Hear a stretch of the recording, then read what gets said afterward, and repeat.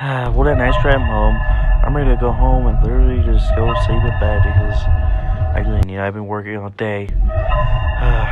Wait, what the frick? Wait a second, what the hell? Oh my god, bro. If that kid throws that at me again, I'm going to lose my freaking mind because, God, it's happened twice now. Wait, stop! Oh my god, dude, fuck. I'm about to go send this guy to the freaking DD party because I'm going to lose my mind. Oh my god! Oh my gosh, just let me go home in peace, please.